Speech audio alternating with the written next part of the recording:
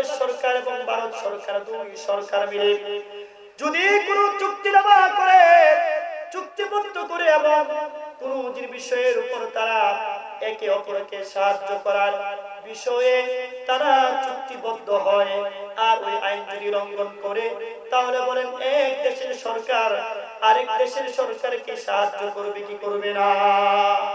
কারণ তাকে সাহায্য করা, সহযোগিতা করা তার কোনো দায় দায়িত্ব নেই। কেন? এই জন্য, কারণ তুমি তো পড়েছো লা ইলাহা ইল্লাল্লাহ মুহাম্মাদুর রাসূলুল্লাহ, আল্লাহ ছাড়া কোনো ইলাহ নেই, মুহাম্মদ সাল্লাল্লাহু আলাইহি ওয়াসাল্লাম আল্লাহ তাআলার বান্দা ও রাসূল। এই যে কথাটা তুমি বললা এবং এই কালিমা নামক একটা জিনিসের মধ্যে তুমি সাইন করলা, এখন তুমি এটা লঙ্ঘন করেছো। এটা লঙ্ঘন করার কারণে এখন তুমি বলো আল্লাহ তাআলার সাহায্য কি তোমার উপর আসবে না আসবে না? কারণ আইন লঙ্ঘন করেছো তুমি, এখন তো আল্লাহ তোমাকে সাহায্য সহযোগিতা করবে না। কেন? ভারত সরকার, বাংলাদেশ সরকার যেই যে বিষয়ের উপর যে এই বিষয়গুলো যদি তুমি চুক্তি নেওয়ার মধ্যে এরকম চুক্তিবদ্ধ হও এবং যদি অন্য কোনো দেশ এই দেশের মধ্যে আক্রমণ করে, তাহলে এই দেশকে সাহায্য সহযোগিতা করা, পার্শ্ববর্তী দেশের এটার মধ্যে চুক্তি নেওয়ার মধ্যে সই করা, সাহায্য সহযোগিতা করবে। যদি আইন লঙ্ঘন করে, তাহলে বলেন তাকে কি সাহায্য সহযোগিতা করবে? কখনোই করবে না। এই জন্য আল্লাহ বলে, বান্দা তোমরাও তো একটা আইন লঙ্ঘন করেছো। এটা হচ্ছে তোমরা কালিমা পড়েছো আল্লাহ ছাড়া কোনো ইলাহ নাই, আল্লাহ ছাড়া কোনো মালিক নাই, কিন্তু এই আইন লঙ্ঘন করে তোমরা তোমাদের মন চাহি জিন্দেগি চালাইতেছো। কুরআন সুন্নাহর ভিতরে নাই আল্লাহকে ভয় করো না। আজকে যদি আল্লাহকে ভয় করতা, তাহলে আল্লাহ তাআলা তোমাদেরকে এত বিপদ আপদ দিতেন না। কারণ আল্লাহকে ভয় কেমন করার দরকার, এক্সাম্পল দেই। আল্লাহ তাআলা আবার এক আয়াতের মধ্যে বলতেছেন, ইয়া আইয়ুহাল্লাযীনা আমানু ওয়া কুনু মা'আস সাদিকিন। আল্লাহ তাআলা বলেন, এ বান্দা তোমরা কি করো? আল্লাহ তাআলাকে ভয় করো। আবার বলতেছে সাদিকিন, সত্যবাদীদের সাথে একত্রিত হও, সত্যবাদী যারা। ইয়া আইয়ুহাল্লাযীনা আমানু তাকুল্লাহ ওয়া কুনু মা'আস সাদিকিন। আল্লাহ বলে, বান্দা ঈমান ওয়ালা যারা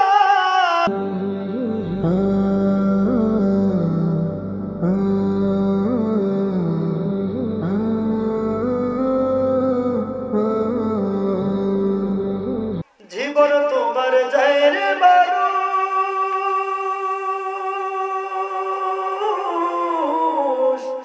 রাখলা না তুমি তোমার হুঁশ। জীবন তোমার যায় রে মানুষ, রাখলা না রে তুমি তোমার হুঁশ। কোথায় তুমি যাইবা রে মন, কোথায় তুমি যাইবা রে মন, এমন একটা ঠিকানা এখনো রে কেন রে মন, তুমি কেন বুঝো না এখনো রে কেন মন, তুমি যেন বুঝো না।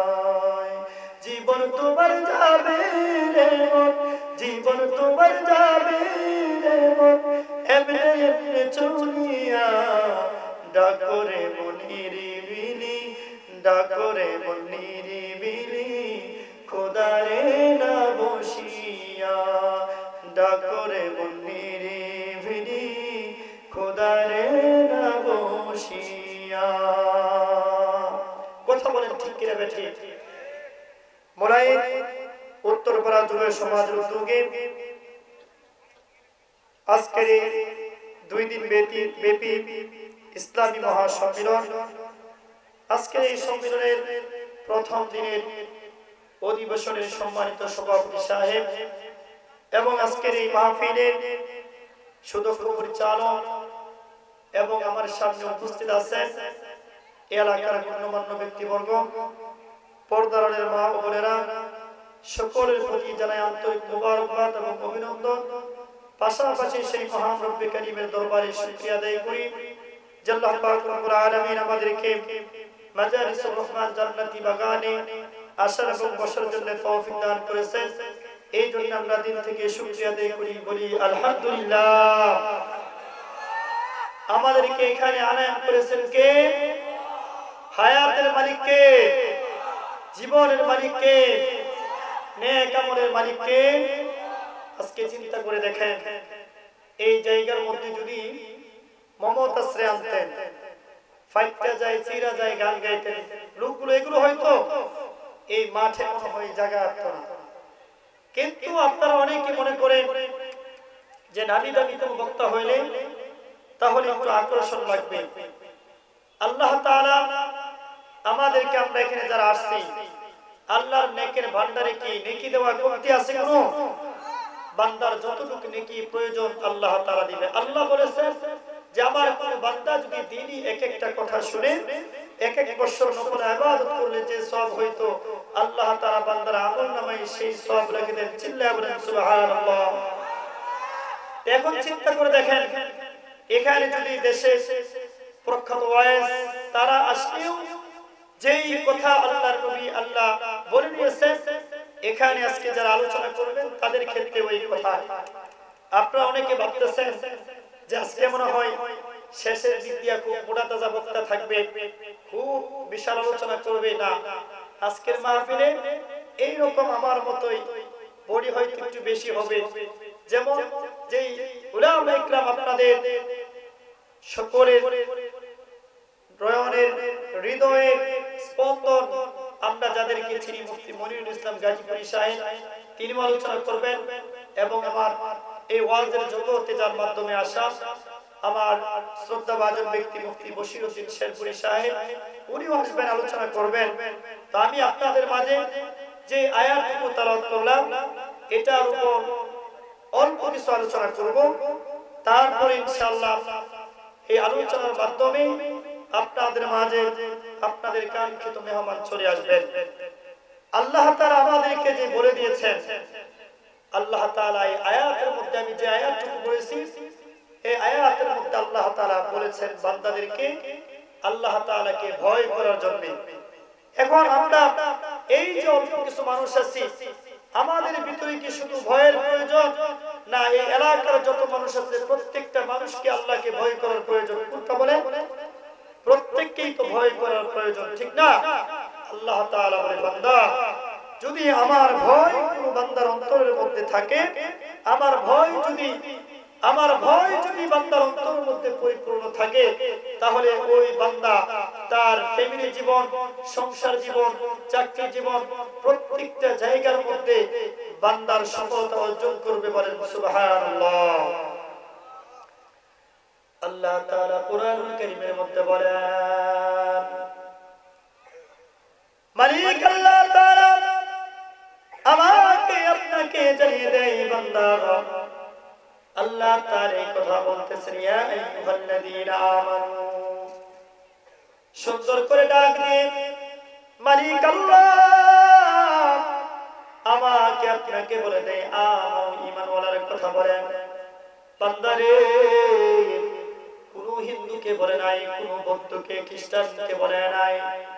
আল্লাহ তাআলা বলেন, ইয়া আইয়ুহাল্লাযীনা আমানু তাকুল্লাহ। এ যুবক, চিন্তা করে দেখো, তোমার আমার আল্লাহ বলে দিয়েছেন, ইয়া আইয়ুহাল্লাযীনা আমানু তাকুল্লাহ ইত্তাকুল্লাহ। বান্দা আল্লাহকে ভয় কর, আল্লাহকে ভয় করো। প্রথম সুন্দর করে বান্দা তোমাকে আল্লাহ তাআলা ঈমানওয়ালা বলে ডাক দিলেন। আল্লাহ এত মায়া করে মহব্বত করে ডাক দিলেন, বান্দারে আমানতুল্লাহ, হে ঈমানওয়ালা তোমরা আল্লাহকে ভয় করো। আল্লাহকে ভয় করার জন্য বলেছেন হাক্কা তুকাতিহি, ভয় করার মতো ভয় করো। দুনিয়ার জমিনের মধ্যে কোন মানুষ যদি রাষ্ট্রের আইনকে ভয় করে, রাষ্ট্রের কোন প্রশাসন বলেন, আর্মি বলেন, র্যাব বলেন, মিডিয়া বলেন, ওই ভয় যদি বান্দার অন্তরের মধ্যে থাকে, বলেন বান্দা দুনিয়ার আইন মানবে না বান্দা যদি ভয় তার মধ্যে থাকে বান্দা দুনিয়াতে উল্টা পাল্টা করবে না আল্লাহ তাআলা বলে বান্দারে আমি রব আল্লাহ তাআলাকে ভয় করো এ বান্দা আমাকে কেন তোমরা ভয় করো না আল্লাহ তাআলা বলে বান্দা ওই যে লক্ষ্য করে দেখো বিকাল বেলা ছেলে ঘুড়ি উড়াই নাটাই যখন সুতা ছাড়তে থাকে ঘুড়ি উঠতে থাকে আর ঘুড়ি নাড়া দিয়া বলে আমাকে কেউ ধরতে পারবে না এরকম মাথা নাড়া দেয় কিনা বলে এরকম নাড়া দিয়া বলে ঘুড়ি বলে আমাকে কেউ ধরতে পারবে না কিন্তু ঘুড়ি জানে না নাটাই যে নিচের মধ্যে রেখে দিয়েছে যখন বিকাল বেলা হবে সন্ধ্যা হয়ে যাবে সময় ফুরিয়ে যাবে তাকে আস্তে আস্তে নামতে হবে তাকে ওই ঘুড়ির মালিকের কাছে ধরা দেওয়া লাগবে আল্লাহ তাআলা বলে বান্দা আমি রব আল্লাহ তাআলাকে ভয় করে বান্দা ওই যে সময় যখন ফুরিয়ে যাবে যখন সময় শেষ হয়ে যাবে বান্দা পালানোর কোনো জায়গা পাবে না পালানোর কোনো পথ পাবে না এই জন্য আল্লাহ তাআলা বলেন ইয়া আইয়ুহাল্লাযীনা আমানু তাকুল্লাহ হাক্কা তুকাতিহি ওয়া লা তামুতুন্না ইল্লা ওয়া আনতুম মুসলিমুন এই আয়াতের আলোচনা প্রায় উলামায়ে কিরাম বলেন প্রায় উলামায়ে কিরাম গুলো এই জন্য বলে থাকেন আল্লাহ তাআলা বলে আয়াতের মধ্যে বলে দিয়েছেন মানে ওয়ালা তামুতুন্না বান্দা মৃত্যুবরণ করিও না ওয়ালা তামুতুন্না ইল্লা ওয়া আনতুম মুসলিমুন যতক্ষণ পর্যন্ত বান্দা তুমি মুমিন না হইতে পারবা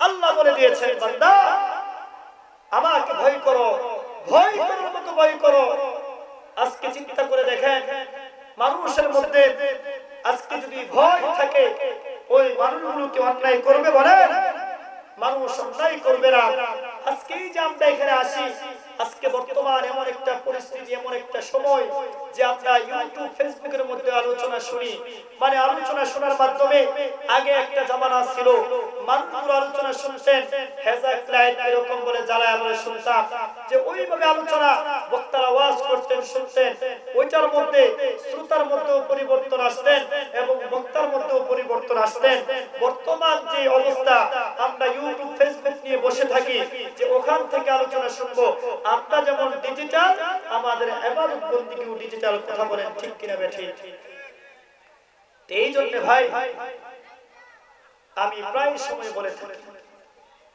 জিন্দেগি তোর যায় রে ফাঁকি দিয়া রে মন আমার জিন্দেগি তোর যায় ফাঁকি দিয়া জিন্দেগি তোর যায় ফাঁকি দিয়া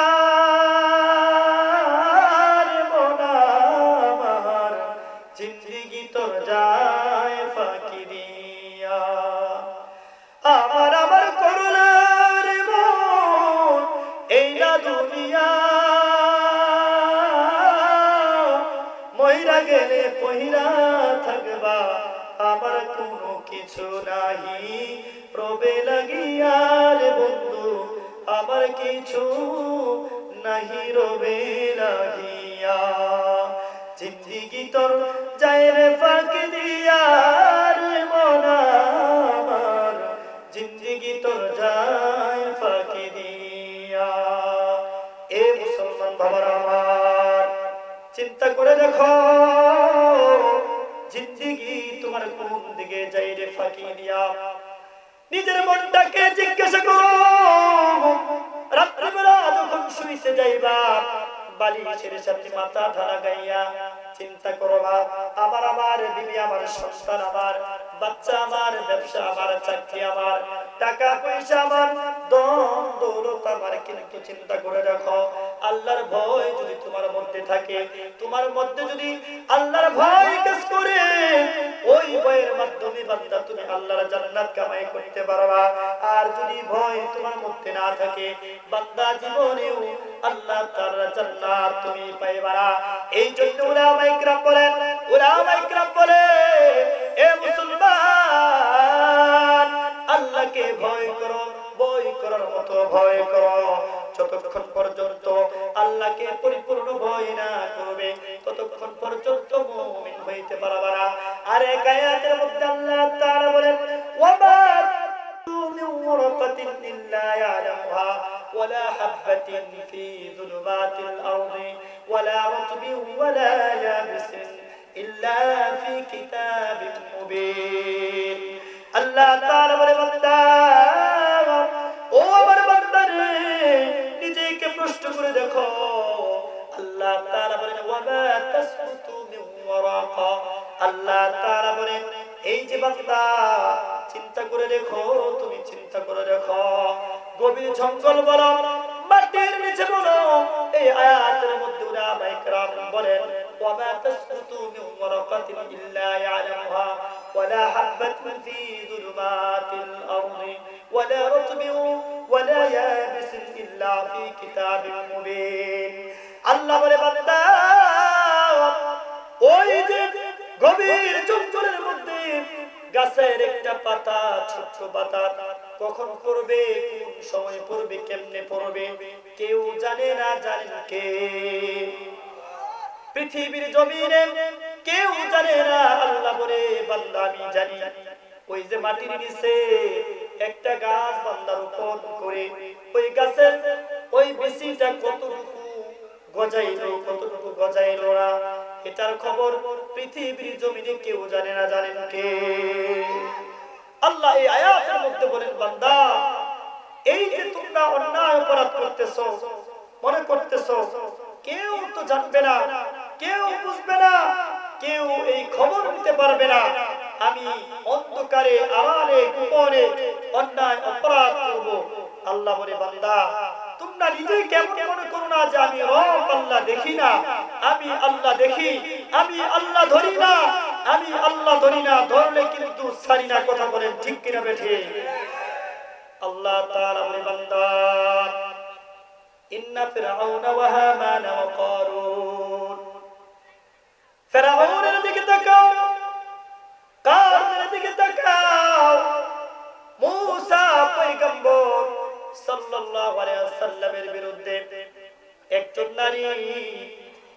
নারী সুন্দরী নারী রেডি করে রাখলেন কারুন মুসাকে উপহার দিবেন এই কথা কেন বলতেছি এ মুসলমান এখনো তোমার উত্তরের মধ্যে কান্না আসে না এখন তুমি দোকানের মধ্যে আড্ডা দাও জীবনের তোমার মূল্যবান সময়গুলো কোন দিকে ব্যয় হয় আল্লাহ তাআলা বলেন বান্দা এই আয়াতের মধ্যে আবার সামনে আসবে বান্দারে সময়টুকু তোমার কোন দিকে যায় কোন দিকে তুমি ব্যয় করো আল্লাহ তাআলা বলে বান্দা যারা যারা পরিমাণ আমার কাছে হিসাব দেওয়া লাগবে আল্লাহ তাআলা বলে বান্দা ওই যে কারুন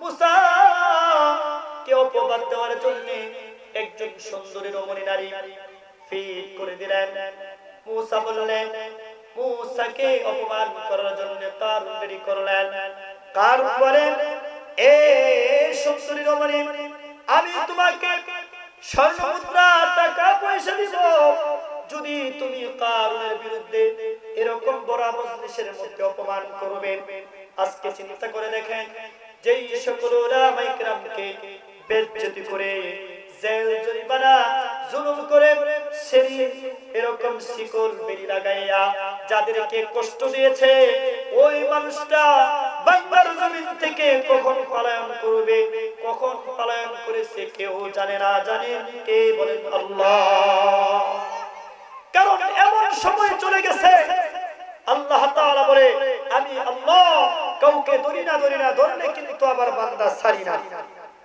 মুসা পয়গম্বর আলাইহিস সালাম ওই যে কারণ ওই নারীকে রেডি করলেন মেয়েটা দ্বারাই মুসার বিরুদ্ধে অপবাদ দিবেন আল্লাহ তাআলার ভয় তার মধ্যে নাই আবার মুসা আল্লাহ তাআলাকে ভয় করে জানে মানে আল্লাহর দ্বীন প্রতিষ্ঠিত করার জন্য কারুনকে বললেন তোমার মালের যাকাত দাও আল্লাহর কোরআনকে মানো আল্লাহকে ভয় করো কারুন মানলো না ওই যে মুসার বিরুদ্ধে উল্টা অপবাদ দেওয়ার জন্য যেই নারীটাকে রেডি করলেন ওই নারী যতবার দাঁড়ায় মুসার বিরুদ্ধে কথা কথা বলবে তার জবান মালিক আল্লাহ তাআলা বন্ধ করে দেয়। একবার নয়, দুইবার নয়, তিনবার চেষ্টা করার পরে ওই জায়গায় কারণ থেকে ফিট করেছিল ওই মেয়েটা বলে, আল্লাহ আমি তোমাকে ভয় করলাম, আমি তোমার উপর, আমি মুসা সেই আল্লাহর উপর ঈমান আনলাম, আমি আল্লাহ তোমাকে ভয় করে ওই যে তার আমাকে উপবাদ দেওয়ার জন্য যে রেডি করেছিল সেই সত্য কথাটা বলার জন্য আল্লাহ তুমি আমার জবান খুলে দাও। চতুর্থবার যখন মেয়েটা দাঁড়াইলেন তার জবান খুলে গেল। মুসা পয়গম্বর তার বিরুদ্ধে যে অপবাদ দিতেন আল্লাহ তাআলা বলে বান্দা তার জবান থেকে এমন ভাবে কথাগুলো বের হয়ে গেল, যখন মুসার বিরুদ্ধে কথা বলবে আমি রব আল্লাহ তাআলা তার জবান থেকে বের হতে দেই নাই, যখন মুসার পক্ষে কথা বলবে আমি আল্লাহ তার সাহায্য হিসেবে, আমি রব আল্লাহ তাআলা সাহায্য হিসেবে সহযোগিতা করে দেই। আল্লাহ তাআলা বলে আমি মুসার পক্ষে যখন চলে যাই তখন আমি এই কথা বলি। এটা কেন বলতেছিলাম? আল্লাহর ভয়। যেই সকল মানুষ উলামায়ে কিরাম সত্য কথা বলে, উলামায়ে কিরাম হকের কথা বলে, তাদের মুখকে চেপে দিতে চাই, আল্লাহ বলে আমি ওই সকল মানুষের মুখ চেপে ধরে এবং এই বাংলার জমিন থেকে পলায়ন করতে এমন ভাবে পলায়ন করে কথা বলতে চাই, মন চাই, অনেক কিছু বলার ইচ্ছা থাকে, কিন্তু আমি আল্লাহ তাআলা সেই ইচ্ছাটুকু সেই সময়টুকু আমি তাদেরকে দেই না। কথা বলেন ঠিক কিনা বেঠিক?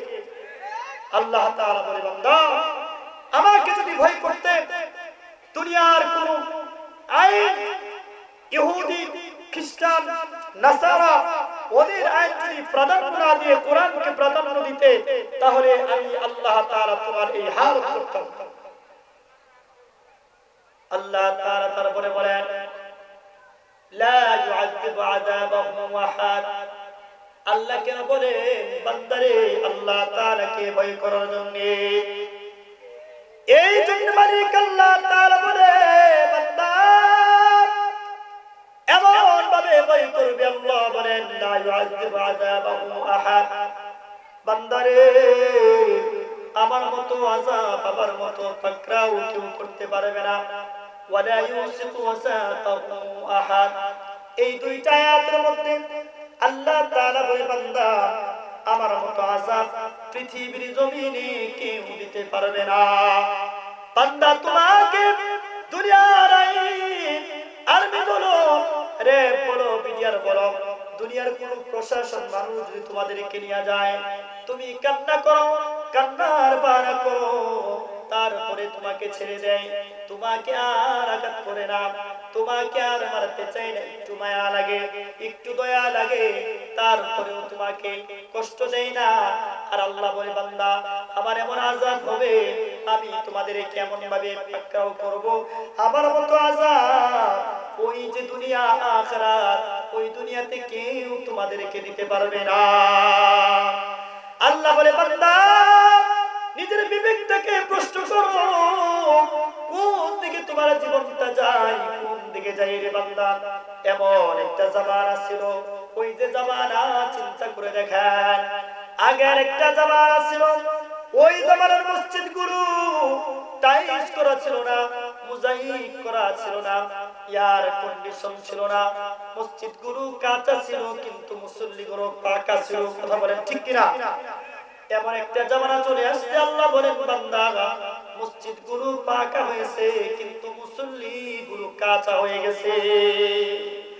এমন একটা জামানা ছিল যে আমরা দেখতাম অনেক সময় শুনতাম আমাদের বাপ-দাদাদের কাছে মসজিদগুলো টাইলস মোজাইক ছিল না, রুকু সিজদা দিতে গেলে কপালের মধ্যে ধুলাবালি লাগতেন, আবার নামাজ পড়ার পরে কপালটা এরকম ভাবে পয়সা ধুলাগুলো ফালাইতেন। আর এখন টাইলস করা, এয়ার কন্ডিশন, মোজাইক করা হয়েছে, মসজিদগুলো পাকা হয়ে গেছে কিন্তু মুসল্লি বড় কাঁচা। কেন? এই যে এত আলোচনা, এত ওয়াজ, এত নসিহত হয়, তারপরে আমাদের ভিতরে পরিবর্তন হয় না। আজকে আমাদের ভিতরে নিজের প্রশ্ন নিজেই কি করেন, জিজ্ঞাসা করুন যে আমার আপনার ঠিকানা কোথায় হবে, কোথায় আমার আপনার ঠিকানা হবে? আল্লাহ যে বলেছেন ইত্তাকুল্লাহ, আমাকে আমাকে ভয় করো, ভয় করার মতো ভয় করো। এই কথা কেন বলেন? এটা এমনি এমনি বলে নাই। আবার আল্লাহ তারপরে বলে দিয়েছেন, লা ইউআযিবু আযাবাহু আহাদ, বান্দা আমার মতো আযাব কেউ দিতে পারবে না, আমার মতো কঠিন শাস্তি কেউ দিতে পারবে না। যেই মানুষগুলো আল্লাহ যেই ফেরেশতাগুলো নিয়োগ করবেন, আল্লাহ বলতেছে বান্দা চিন্তা করে দেখো না কবরে কি যাইবা না, চিন্তা করে দেখো না কবরে কি যাইবা না, ওই কবরে সঙ্গী সাথী কাউরে খুঁজে পাইবা না, আরে ওই কবরে সঙ্গী সাথী কাউরে খুঁজে পাইবা না, চিন্তা করে দেখো না কবরে কি যাইবা না, চিন্তা করে দেখো না কবরে কি যাইবা না। আল্লাহ তাআলা বলে বান্দা এমন আযাব আমি আল্লাহ তাআলা দিব, যেই ফেরেশতাগুলো আমি আল্লাহ নিয়োগ করব, ওই ফেরেশতার চক্ষু থাকবে না, ওই ফেরেশতার কান থাকবে না, বলি কানে শুনবে না, এরকম ভাবে চোখ থাকবে না, তার অন্তর শ্রবণ করার মতো এমন কোন শক্তি থাকবে না রে মুসলমান।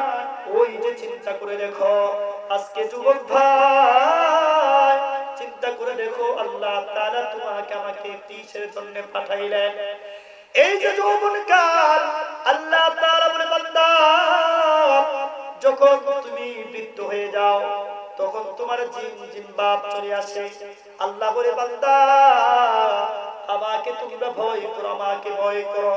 যেই মানুষগুলো প্যাকেট করার কথা ওই মানুষগুলো প্যাকেট হয় না, আর যে মানুষগুলো প্যাকেট হওয়ার কথা না ওই মানুষগুলোকে প্যাকেট করে রাখে। আল্লাহ বলে বান্দা এই যে মুরব্বি বড় মুরব্বি মা চাচি, যেই মহিলাগুলো বলেন চোখে জিনজমানি ভাব, মুখের চামড়াগুলো শরীরের চামড়াগুলো বলে যায়, কিন্তু ওই মা বোনগুলো হাতে মোজা পায়ে মোজা লাগায়, আর সমাজের যুবক যুবতীগুলো তাদের চোখের পর্দা নাই, তাদের শরীরের পর্দা নাই, তারা কোনো পর্দা করে না। এই জন্য বলে বান্দা যাদেরকে প্যাকেট করার দরকার তাদেরকে প্যাকেট করো, যাদেরকে প্যাকেট করার দরকার নাই তাদেরকে কেন তোমরা প্যাকেট করো? আমরা কি করি? আমাদের মা চাচি যারা বাড়ি থেকে বের হয় কোন বিবাহ শাদীর অনুষ্ঠানে যায়, আমরা কি করি?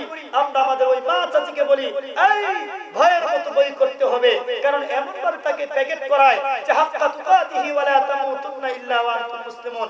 তুমি তো এখন মুরব্বি হয়ে গেছো, বুড়া হয়ে গেছো, ভয় করার মতো ভয় করো, এখন তুমি নিজের প্যাকেট করো, এরকম নাকি?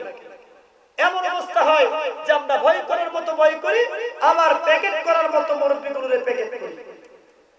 আজকে প্যাকেট কি মুরব্বিরা গুনাহকে কোন মা চাচির দিকে তাকাইয়া কোন যুবক ছেলে করে না যুবতী মেয়েদেরকে তাকাইয়া করে? বলে যুবতী মেয়েদেরকে তাকাইয়া করে।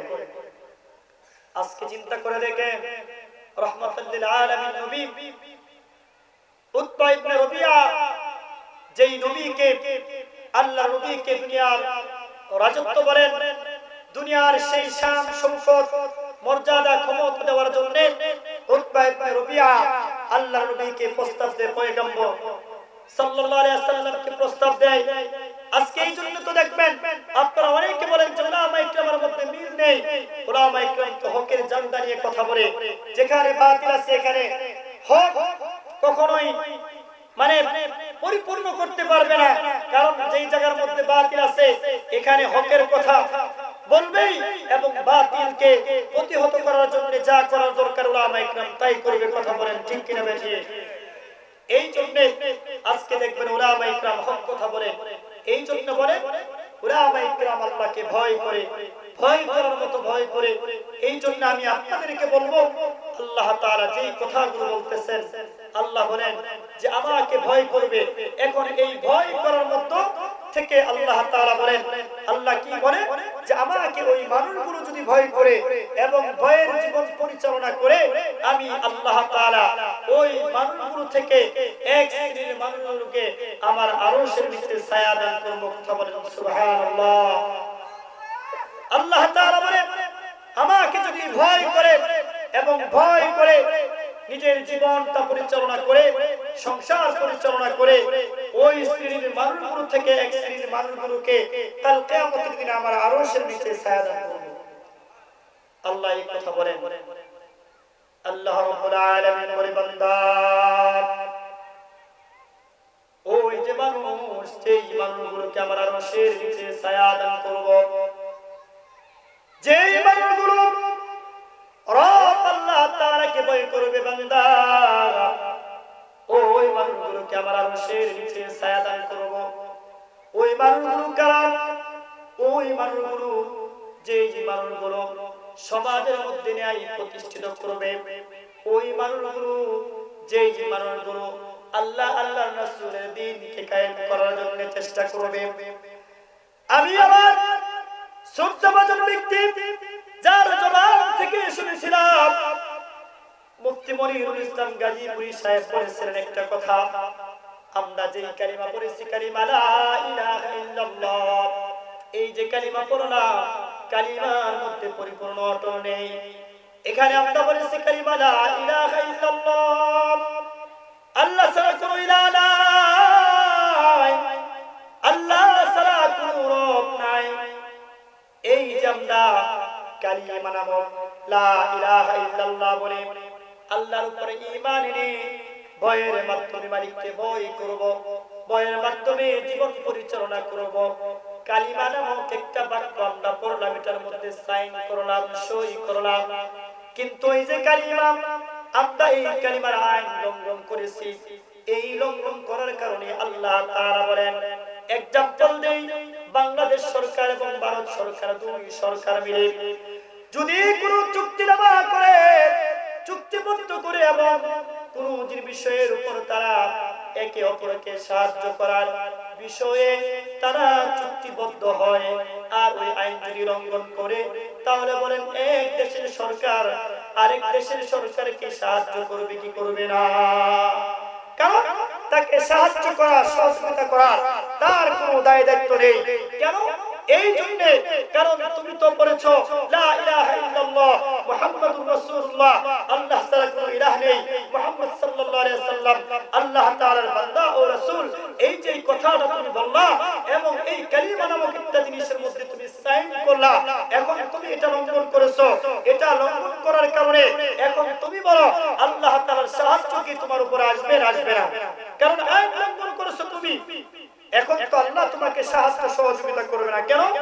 ভারত সরকার, বাংলাদেশ সরকার যেই যেই বিষয়ের উপর যে এই বিষয়গুলো যদি তুমি চুক্তি নেওয়ার মধ্যে এরকম চুক্তিবদ্ধ হও এবং যদি অন্য কোনো দেশ এই দেশের মধ্যে আক্রমণ করে, তাহলে এই দেশকে সাহায্য সহযোগিতা করা, পার্শ্ববর্তী দেশের এটার মধ্যে চুক্তি নেওয়ার মধ্যে সই করা, সাহায্য সহযোগিতা করবে। যদি আইন লঙ্ঘন করে, তাহলে বলেন তাকে কি সাহায্য সহযোগিতা করবে? কখনোই করবে না। এই জন্য আল্লাহ বলে, বান্দা তোমরাও তো একটা আইন লঙ্ঘন করেছো। এটা হচ্ছে তোমরা কালিমা পড়েছো আল্লাহ ছাড়া কোনো ইলাহ নাই, আল্লাহ ছাড়া কোনো মালিক নাই, কিন্তু এই আইন লঙ্ঘন করে তোমরা তোমাদের মন চাহি জিন্দেগি চালাইতেছো। কুরআন সুন্নাহর ভিতরে নাই আল্লাহকে ভয় করো না।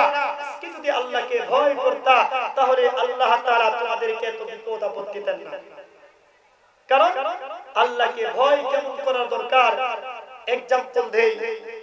আল্লাহ তাআলা আবার এক আয়াতের মধ্যে বলতেছেন, ইয়া আইয়ুহাল্লাযীনা আমানু ওয়া কুনু মা'আস সাদিকিন। আল্লাহ তাআলা বলেন, এ বান্দা তোমরা কি করো? আল্লাহ তাআলাকে ভয় করো। আবার বলতেছে সাদিকিন, সত্যবাদীদের সাথে একত্রিত হও, সত্যবাদী যারা। ইয়া আইয়ুহাল্লাযীনা আমানু তাকুল্লাহ ওয়া কুনু মা'আস সাদিকিন। আল্লাহ বলে, বান্দা ঈমান ওয়ালা যারা তোমরা তাদের সাথে হও আর আল্লাহ তাআলাকে ভয় করো। এবং যারা সাদিকিন বান্দা ওই মানুষগুলোর সাথে থাকো। সাদিকিন কারা? সত্যবাদী কারা?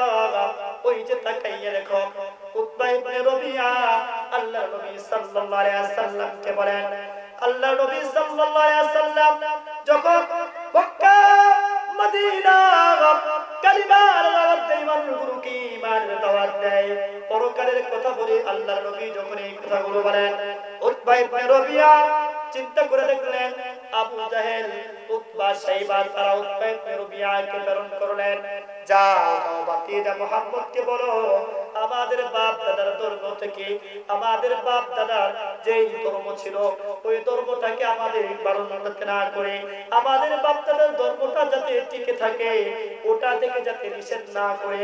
উতবা ইবনে রবিয়া নামাজ শেষ করার পরে সব থেকে 54 বুদ্ধিমান ব্যক্তি ছিল উতবা ইবনে রবিয়া, কানে কানে এসে বলে, ভাতিজা মুহাম্মদ তুমি বলো কি তোমার প্রয়োজন, কি তোমার প্রয়োজন? ভাতিজাকে বলে, ভাতিজা তুমি বলো, ভাতিজা মুহাম্মদ সাল্লাল্লাহু আলাইহি ওয়াসাল্লাম নবীকে বলেন, কানে কানে এসে বলে, ভাতিজা রে তুমি যদি আরবের মধ্যে রাজত্ব চাও তোমাকে রাজত্ব দেওয়া হবে, তুমি যদি ধন সম্পদ চাও তোমাকে ধন সম্পদ দেওয়া হবে, তুমি যদি ক্ষমতা চাও তোমাকে ক্ষমতা দেওয়া হবে, তুমি যদি আরবের সুন্দরী রমণী চাও তাহলে তোমাকে সুন্দরী রমণী গুলো দেওয়া হবে। নাউজুবিল্লাহ। উতবা ইবনে রবিয়া বলে, এ ভাতিজা তুমি বলো তোমার মনের ভিতরে কি কথা? ভাতিজা রে তুমি যদি বলো তোমার কথা ছাড়াই আরবের মধ্যে এই আরববাসী মানুষগুলো তোমার কথা ছাড়া একটা খড়কুটা, একটা লাকড়ি বলো, একটা খড়কুটা বলো, সেই জিনিসগুলো আরবের মানুষ সরাইতে সাহস পাবে না। শুধু ভাতিজা তুমি এতটুকু করো কি যে আমাদের বাপ দাদার যে ধর্ম ছিল ওই ধর্মটাকে ধর্ম থেকে আমাদেরকে ভাতিজা তুমি বারণ করবে না, এবং যে মানুষগুলোকে কালিমার দাওয়াত দিচ্ছ এই দাওয়াত দেওয়া থেকে তুমি এরকম ভাবে নিজেকে বিরত রাখবে, এই কাজগুলো তুমি করবে না। বিনিময় তুমি টাকা পয়সা, ধন দৌলত, ইজ্জত সম্মান, নারী গাড়ি বাড়ি এবং আরবের যদি ক্ষমতাও তুমি চাও তাও তোমাকে দিতে রাজি আছি। আল্লাহর নবী সাল্লাল্লাহু আলাইহি ওয়াসাল্লাম আয়েশা চাচার কাছে কেঁদে কেঁদে বলে, চাচা না গো চাচা, আমি মুহাম্মদ পয়গম্বর দুনিয়ার জমিনে কোন রাত প্রাসাদ চাই না, টাকা পয়সার মালিক আমি হতে চাই না। আমি মুহাম্মদ দুনিয়ার কোন লোভ লালসার জন্য আসি নাই, আমি এসেছি এক ইলার দাওয়াত দেওয়ার জন্য, কালিমা লা ইলাহা ইল্লাল্লাহ। এই জন্য কবি বলেন, अपने मर्जी से कभी कुछ नहीं कहते आका, अपने मर्जी से कभी कुछ नहीं कहते आका, खुदा कहता है सरकार ही कहता है, जो खुदा कहता है सरकार ही कहता है।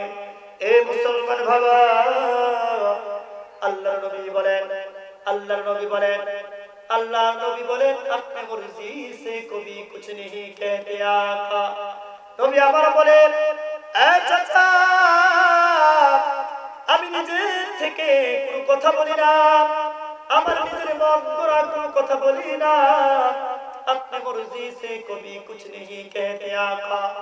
বলে जो खुदा कहता है सरकार वही कहता है।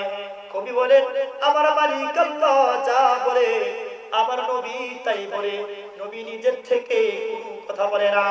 উতবা ইবনে রবিয়া বলে, আরো বলে, এ ভাতিজা বলো যদি তোমাকে কোনো জিন ভূত কোনো জিনিস অসুস্থ থাকে আমরা ডাক্তার কবিরাজ দেখাবো। নাউজুবিল্লাহ। আল্লাহর নবীকে এই কথা বলেন, আল্লাহর নবী এই কথাগুলো কখনোই বলে না যে আমি দুনিয়া কামাই করার জন্য আসলাম। আজকে মুসলমান চিন্তা করে দেখো, আল্লাহ তাআলা যখন জিজ্ঞাসা করবে কবরের মধ্যে যাইবা, কবরের মধ্যে থাকবা, আল্লাহ তাআলা জিজ্ঞাসা করবে মান রাব্বুকা মান নাবিয়ুকা মান দীনুক। এ মুসলমান, যদি আল্লাহর ভয় তোমার মধ্যে থাকে তুমি কবরের মধ্যে গিয়ে প্রশ্নের উত্তর দিতে পারবে। একটা ঘটনা আব্দুল্লাহ ইবনে মুবারক ইতিহাসের মধ্যে আসছে, সুলতান ওয়াইস আল্লামা খালিদ সাইফুল্লাহ আইয়ুবের জবান থেকে একাধিকবার এই ঘটনা শুনেছি। আব্দুল্লাহ ইবনে মুবারক এ বাজার চিন্তা করে দেখো, আলেম হওয়া লাগবে না, জান্নাত পাওয়ার জন্য শাইখুল হাদিস মুফতি মনিরুল ইসলাম গাজীপুরি বলেন, মুফতি বশিরউদ্দিন শেরপুরি বলেন, আল্লামা খালিদ সাইফুল্লাহ আইয়ুব বলেন, সাকাওয়াত হোসেন রাজি বলেন, মামুনুল হক বলেন, ফয়জুল করিম বলেন, এই রকম বড় কোন আলেম হওয়া লাগবে না। আল্লাহ নবী সাল্লাল্লাহু আলাইহি ওয়াসাল্লামের উম্মতগুলোর দিকে তাকান, উম্মতগুলো কেমন ছিল, তাদের চলাফেরা, তাদের কথা, তাদের বাচন ভঙ্গি কেমন ছিল, তাদের দ্বীন ইসলাম, তাদের ধর্ম কেমন ছিল, ওই জিনিসগুলো চিন্তা করে দেখেন। যদি চিন্তা করে দেখেন তাহলে নিজের জীবনটাকে পরিবর্তন করতে পারবেন। আল্লাহ নবী সাল্লাল্লাহু আলাইহি ওয়াসাল্লামের সাহাবীদের দিকে তাকান, আল্লাহ নবী সাল্লাল্লাহু আলাইহি ওয়াসাল্লাম কি করেছেন। আল্লাহ নবীর সাহাবী পরের পরে অনেক পরে আব্দুল্লাহ ইবনে মুবারক নামের একজন যুগ শ্রেষ্ঠ আলেম ছিলেন। আমি আপনাদেরকে এই কথাই জন্য বলতে চাই, আল্লাহর ভয় যদি মানুষের মধ্যে থাকে, আজকে এই মাইকের আওয়াজ কত দূর যাচ্ছে, যদি আল্লাহর ভয় থাকতেন, আল্লাহর নবী বলে দিয়েছেন, কেউ যদি দিনে এক একটা কথা শুনে এক এক বছর নফল ইবাদত করার সওয়াব আল্লাহ তাআলা দিয়া দেয়, এই যেমন একটা সওয়াব, এই সওয়াবের কাজগুলো আমরা করতে পারি না। আব্দুল্লাহ ইবনে মুবারক বলেন, আল্লাহর নবী সাল্লাল্লাহু আলাইহি ওয়াসাল্লামের জামানায়, ওই জামানায় নয়, সাহাবী নয়, তাবে তাবেঈন, এমন একজন আল্লাহর ওলি ছিলেন আব্দুল্লাহ ইবনে মুবারক, যুগ শ্রেষ্ঠ আলেম ছিলেন, শাইখুল হাদিস ছিলেন, মুফতি ছিলেন, মুহাদ্দিস ছিলেন। সারাদিন হাদিসের দর্শ দিতেন মানুষগুলোকে, ছাত্রগুলোকে পড়াইতেন, আবার রাত্রে বেলা এসে নামাজের মধ্যে দাঁড়াইতেন। আব্দুল্লাহ ইবনে মুবারক সারাদিন ইবাদত করতেন, আর একটু কামাল, সারাদিন লোহা পিটাইতেন। আবার যখন গরমের দিন আসতেন, গরমের কারণে পিটাইতে পারতেন না, রাত্রে বেলা লোহা পিটাইতেন, আর আব্দুল্লাহ ইবনে মুবারকের দিকে তাকাইয়া থাকতেন, আর বলতেন, মালিক আল্লাহ, তোমার কি লীলা, আল্লাহ তোমার কি খেলার মালিক, ও মালিক আল্লাহ, আমি কামার আব্দুল্লাহ ইবনে মুবারকের মতো তো ইবাদত করতে মন চায়, মালিক রে কেন আমার এমন বানাইলা, আমি ইবাদত করতে পারি না। ওই যে আব্দুল্লাহ ইবনে মুবারক সারা দিন ইবাদত করে, আবার রাতে বেলাও করে, কিন্তু আমি কামার লোহা পিটাইতে হয়, আমার সংসার পরিচালনা করতে হয়। আব্দুল্লাহ ইবনে মুবারকের ইবাদত দেখে আফসোস করতেন, আর কান্না করতেন, আর কান্না করতেন। আল্লাহ তাআলা বলে, এই কামার, ওই আব্দুল্লাহ ইবনে মুবারকের দিকে তাকাইয়া কান্দো, আমি আল্লাহ, আমি আল্লাহ আমার বান্দারে কিন্তু নেকি কম নাই, আমার বান্দারে জান্নাত দেওয়ার মালিক আমি আল্লাহ, তোমাকে আমি কমি দিব না। এই কামার তুমি ইবাদত করো, আবার কামার লোকটা ইবাদত করে আর কান্না করে আর বলে, আল্লাহ, এ মালিক আল্লাহ, আমি আব্দুল্লাহ ইবনে মুবারকের মতো ইবাদত করতে মন চাই, কিন্তু মালিক করতে পারি না। হাসরের মাঠ যখন কায়েম হয়ে যাবে, আমাকে মানুষের সামনে আল্লাহ কামার বলে তুমি ডাক দিও না। এমন ভাবে কাঁদতেন আর বলতেন, আল্লাহ, ও মালিক আল্লাহ, জীবনের গুনাহ, জিন্দেগীর গুনাহ, সমস্ত গুনাহগুলি মাফের জন্য আব্দুল্লাহ ইবনে মুবারকের মতো ইবাদত করতে চায়। আব্দুল্লাহ ইবনে মুবারক ইন্তেকাল করলেন, আবার কামার লোকটা ইন্তেকাল করলেন। ওই জামানায় একজন আল্লাহর ওলি তাকাইয়া দেখেন, আব্দুল্লাহ ইবনে মুবারক ওই কামারের জান্নাতের দিকে তাকাইয়া থাকে। বলেন সুবহানাল্লাহ। আরে ভাই চিল্লা বলেন না সুবহানাল্লাহ। ওই যে আব্দুল্লাহ ইবনে মুবারক, সে একজন যুগশ্রেষ্ঠ আলেম, জান্নাত পাইছে, কিন্তু তারপরে কামারের জান্নাতের দিকে তাকাইয়া থাকে। ওই তাকাইয়া থাকার কারণে জিজ্ঞাসা করলেন স্বপ্ন যুগে আল্লাহর ওলিকে, এই আব্দুল্লাহ ইবনে মুবারক তুমি কেন তার জান্নাতের দিকে তাকাইয়া থাকো? বলতেছে আমি এই জন্য তাকাইয়া থাকি, সে তো একজন কামার ছিল, সারা দিন লোহা পিটাইতেন, সারা দিন কষ্ট করতেন, সারা দিন পরিশ্রম করতেন, কিন্তু এই লোহা পিটানো ব্যক্তিটা আমি আব্দুল্লাহ ইবনে মুবারকের চেয়েও বড় জান্নাত আল্লাহ কেমনে দান করলেন, এটা রহস্যটা আমি জানতে চাই। এই কথা যখন বললেন, ওই আল্লাহর ওলি আব্দুল্লাহ ইবনে মুবারককে স্বপ্ন দেখার পরে ওই কামার বেটার বিবির কাছে যায় জিজ্ঞাসা করলো যে তোমার বেটা, তোমার স্বামী এত বড় জান্নাত কেমনে পাইলেন? বলতেছে যে এমন ভাবে ইবাদত করতেন এবং দেখে দেখে আফসোস করতেন, কান্না করতেন, এই চোখের পানির বদৌলতে আল্লাহ তাআলা তার চোখের পানিগুলো এমন ভাবে কবুল করে নিয়েছেন, ওই যুগ শ্রেষ্ঠ একজন আলেমের চেয়েও বড় জান্নাত আল্লাহ তাআলা ওই কামার ব্যক্তিকে দান করলেন। বলেন সুবহানাল্লাহ। এই জন্য আল্লাহর নবী সাল্লাল্লাহু আলাইহি সাল্লামের জীবন আদর্শ যদি আমার আপনার মধ্যে থাকে, আর যদি আল্লাহকে ভয় করতে পারি, ইয়া আইয়ুহাল্লাযীনা আমানু তাকুল্লাহ হাক্কা তুকাতিহি ওয়া লা তামুতুন্না ইল্লা ওয়া আনতুম মুসলিমুন। আল্লাহ তাআলা আমাকে আপনাকে মুমিন মুসলমান না হয়ে মৃত্যুবরণ করতে নিষেধ করছে, না করতেছে বান্দা যতক্ষণ পর্যন্ত মুমিন না হইবা ততক্ষণ পর্যন্ত তুমি মৃত্যুবরণ করিও না। কবর বড় ভয়ঙ্কর জায়গা, কবর বড় কঠিন জায়গা। এই জায়গার মধ্যে যদি তুমি আটকা যাও তাহলে মিজান বড়, ফুলসিরাত বড়, যত গাটি আছে সকল গাটির মধ্যে তুমি আটকা যাইবা। এই জন্য আল্লাহ তাআলা এমন একজন নবীকে দুনিয়ার জমিনের মধ্যে প্রেরণ করলেন